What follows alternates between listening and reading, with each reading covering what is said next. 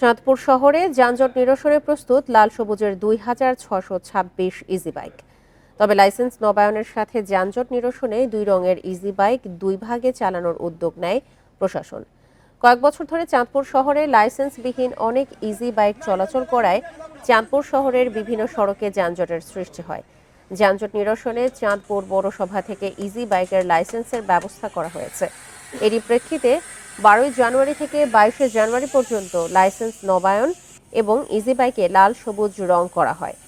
যানজট নিরসনে একদিন লাল রং, আরেক দিন সবুজ রঙের ইজি বাইক শহরে চলাচল করবে বলে জানান পৌর কর্তৃপক্ষ।